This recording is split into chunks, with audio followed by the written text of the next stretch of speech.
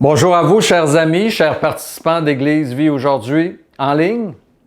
Nous sommes dimanche le 16 mai et déjà le printemps est bien amorcé, il fait beau, il fait chaud. Et puis, ça nous donne le goût d'aller dehors et j'espère que vous allez profiter de ce beau dimanche. Mais avant tout, je vous remercie d'être là, d'être à l'écoute de ce message qui va bénir vos âmes, j'en suis convaincu. Alors, comme Jean l'a dit dans son épître, « Bien-aimé, je souhaite que tu prospères à tous égards et sois en bonne santé comme prospère l'état de ton âme. » C'est là ma prière pour vous en ce moment. Et je pense que je ne peux pas souhaiter mieux pour vos vies, mais la question que plusieurs peuvent se poser est la suivante. Comment faire prospérer l'état de mon âme? Prospérer à tous égards et avoir une bonne santé, c'est super. Je vous le souhaite. Mais la parole de Dieu donne beaucoup d'importance à l'âme.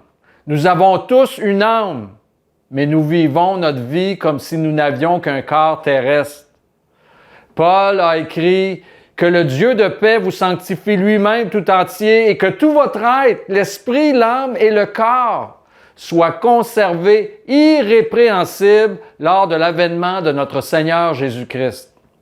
Si nous n'avions qu'un corps à notre mort, nous n'existerions plus. Et c'est ce que plusieurs croient. Mais la vérité, c'est que nous avons aussi une âme en qui résident nos émotions et nos souvenirs, et un esprit en qui réside notre intelligence et notre réflexion. Nous ne sommes pas qu'organiques. Et la vérité, c'est que notre âme peut et doit prospérer. Premièrement, elle reprend vie quand par Jésus-Christ, elle retrouve sa communion avec Dieu, communion qui avait été perdue à cause du péché. Et deuxièmement, elle s'enrichit par la présence du Saint-Esprit qui fait une œuvre de régénération et de transformation intérieure. Jésus nous a enseigné dans la parabole de l'homme riche qu'il nous fallait être riche pour Dieu et non seulement riche pour soi-même. Ça parle de richesse spirituelle. L'âme intervient en cela. Il nous a enseigné dans la parabole des talents et des mines qu'il fallait faire valoir les dons que Dieu nous a donnés pour son œuvre à lui. Et son œuvre, c'est de chercher et sauver ce qui est perdu. Ça aussi, c'est spirituel. Donc, pour qu'une âme puisse prospérer, il faut d'abord qu'elle soit vivante. Et seule la foi en Jésus-Christ nous fait passer de la mort à la vie. Deuxièmement, pour que notre âme prospère, elle doit côtoyer des environnements, des moments de vie spirituelle qu'il nous faut rechercher. Il faut donner de l'air spirituel à votre âme. Il faut la nourrir et il faut l'amener dans des contextes spirituels. Sinon, elle va être sans force. S'approcher de Dieu en lui parlant, en le priant, en pensant à lui fréquemment est déjà un bon début. Lire sa parole, écouter la Bible en audio, la méditer, c'est encore un pas dans la bonne direction. Fréquenter des frères et sœurs spirituels et fervents dans la foi, c'est également un must. Bon, à cet effet, j'avoue que la communion fraternelle commence à me manquer sérieusement. Et je sais que je ne suis pas le seul. Mais j'ai bonne espérance que bientôt, nous pourrons reprendre nos réunions de l'Église. La participation massive de la population à la vaccination est un bon pas dans la bonne direction pour une immunité collective. Personnellement, j'ai eu mon vaccin lundi dernier.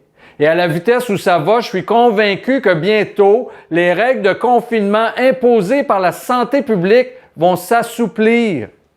Donc, ne désespérons pas et croyons que bientôt nous pourrons nous revoir. Mais entre-temps, je vous en conjure, prenez soin de votre âme afin que vous demeuriez prospères pour Dieu. Parce que comme Jésus l'a dit, si vous portez beaucoup de fruits, c'est ainsi que mon Père sera glorifié et que vous serez mes disciples. Et ce passage ne va aucunement à l'encontre de la série sur la grâce. C'est le 7e message de cette série sur la grâce de Dieu. Porter des fruits ne va pas à l'encontre de la grâce. Au contraire, les fruits que nous portons, comme cela a été enseigné dans des messages précédents, sont des œuvres que Dieu a préparées pour nous, ainsi qu'il est écrit, car nous sommes son ouvrage, ayant été créés en Jésus-Christ pour de bonnes œuvres que Dieu a préparées d'avance afin que nous les pratiquions. Que donnons-nous à Dieu que sa main ne nous a pas déjà donné? La parole de Dieu se tient, vous savez, elle forme un tout et elle ne se contredit pas. Je vous ai laissé dans le dernier message avec la parabole des ouvriers. Nous avons vu ensemble que Dieu et son Fils Jésus-Christ sont très généreux quand vient le temps de la rémunération. Le maître de la vigne a donné autant aux ouvriers de la dernière heure qu'à ceux de la première heure qui ont travaillé 12 heures et souffert la chaleur du jour. Cela augure bien pour nous qui sommes les ouvriers de la dernière heure.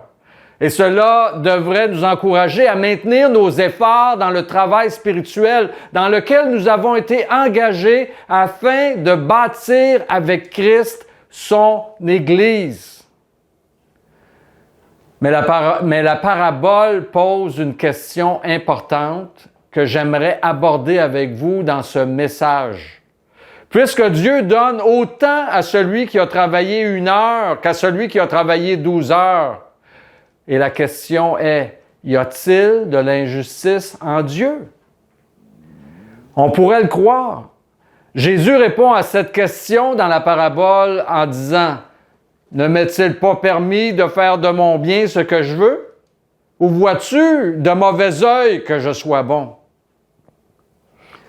C'est déjà un début de réponse en ce qui concerne, entre autres, la façon dont Dieu va rémunérer ses ouvriers, les serviteurs que nous sommes. Mais j'aimerais aller un peu plus loin dans l'étude de la question, car les commentaires de plusieurs sur différentes circonstances de la vie feraient état que Dieu est injuste. Et il est vrai que lorsqu'on regarde le monde avec des yeux strictement humains, on peut se demander où est la justice de Dieu ici-bas. Il y a tellement de personnes innocentes et sans défense qui sont victimes d'atrocités gratuites de la part de gens tordus et mal intentionnés. Alors, si Dieu existe et qu'il peut tout, pourquoi n'intervient-il pas? Et ne croyez pas qu'il n'y a que les gens du monde qui doutent de la justice de Dieu. Plusieurs chrétiens, lorsqu'ils vivent des événements heureux, vont dire « Ah, Dieu est bon pour moi ». Ils vont le remercier, ils vont confesser publiquement « Dieu est bon en tout temps », comme le chant le dit. À les écouter, on dirait que Dieu est l'instigateur de tout ce qui leur arrive. Et je ne suis pas contre cette attitude. Moi-même, je le fais.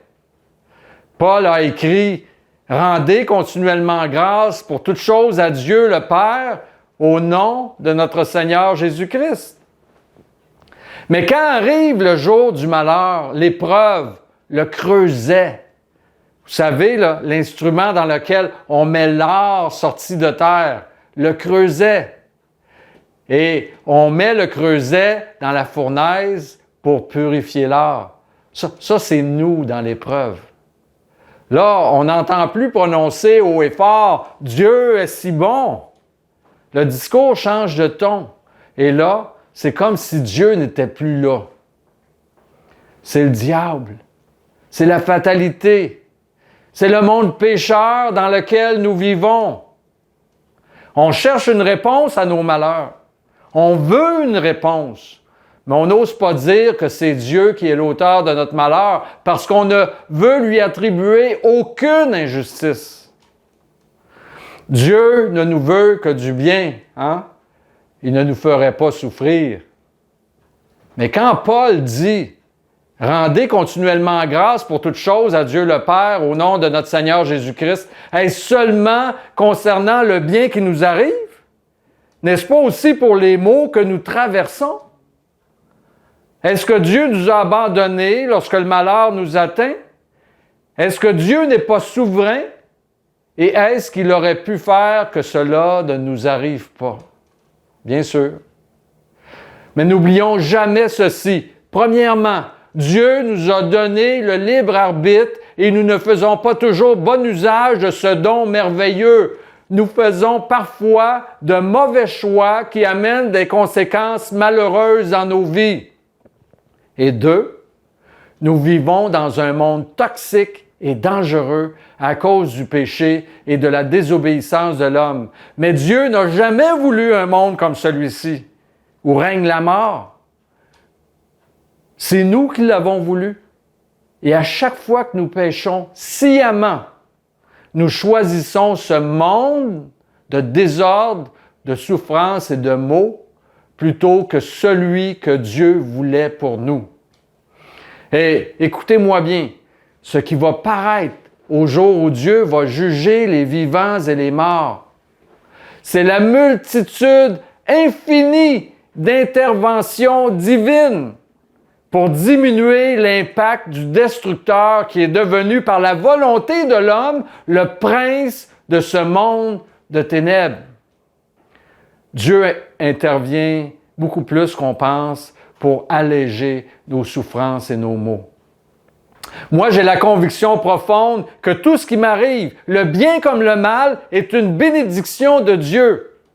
Mais cela exige énormément de foi de ma part pour y croire. Croyez-moi. Je ne comprends pas tout, je ne vois pas tout, et comme vous, je dois marcher par la foi. La parole de l'Évangile nous dit, nous savons du reste que toute chose concourt au bien de ceux qui aiment Dieu, de ceux qui sont appelés selon son dessein. N'est-ce pas merveilleux? Mais il y a une condition dans ce passage. Et la condition est clairement mise en évidence tout au centre du verset. Il est mentionné pour ceux qui aiment Dieu. Et aimer Dieu, ça se fait ainsi selon Jésus. Lorsqu'il dit « Tu aimeras le Seigneur ton Dieu de tout ton cœur, de toute ton âme, de toute ta force et de toute ta pensée. » Bon, c'est toujours un message sur la grâce, là. Mais on doit comprendre que la grâce n'est pas contre l'effort. Quand Jésus dit « de tout », ça veut dire de tout ce que tu peux donner. La grâce est contre le mérite, mais pas contre l'effort. Et pour bien faire comprendre cette réalité, permettez-moi de vous apporter une autre parabole de Jésus qui va nous permettre de comprendre à la fois que Dieu n'est pas injuste et en même temps de comprendre quelle disposition de cœur nous devons avoir en tant que serviteurs de Dieu par rapport à nos obligations chrétiennes. Et là, il y en a qui vont me dire « Oh, Marc, ne me parle pas d'obligation en Jésus-Christ, là. En Jésus-Christ, je suis libre, libre de faire ce que je veux quand je veux. » Si vous pensez ainsi, je vous le dis tout de suite, vous êtes dans l'erreur. Vous vous mentez à vous-même. Nous ne sommes plus sous la loi mosaïque, mais nous sommes sous la loi de Christ, par exemple. Et qui parle de loi, parle d'obligation. Paul enseignait ceci, il disait, bon, avec ceux qui sont sous la loi, j'ai été comme sous la loi, quoique je ne sois pas moi-même sous la loi. Il parle de la loi mosaïque, afin de gagner ceux qui sont sous la loi mosaïque, les Juifs, ceux qui judaïsent. Et avec ceux qui sont sans loi, comme sans loi, quoique je ne sois point sans la loi de Dieu, étant sous la loi de Christ, afin de gagner ceux qui sont sans loi. Il faut comprendre que l'observance de la loi mosaïque ne nous est d'aucune utilité pour obtenir le salut de notre âme. Ça, je pense que c'est clair. Nous sommes sauvés par grâce. Mais ça ne veut pas dire que nous sommes sans loi, étant maintenant sous la loi de Christ. La question qui peut se poser est la suivante. Et quelle est la loi de Christ? Cela pourrait certainement faire l'objet d'une série de messages, mais si vous lisez le Sermon sur la montagne dans son intégralité, vous ne serez pas loin d'avoir couvert la loi de Christ pour vous. Il y a des obligations en Jésus-Christ. Pour que tout concourt à notre bien, il y a des obligations. C'est ça aimer Christ, c'est ça aimer Dieu, c'est ça aimer Dieu de tout notre cœur, de toute notre force, de toute notre pensée. C'est d'apprendre à connaître les enseignements du Christ et à les mettre en pratique dans notre vie. Pour qu'on puisse bénéficier abondamment de la grâce de Dieu envers nous. C'est ce qu'il faut faire. Ça semble paradoxal.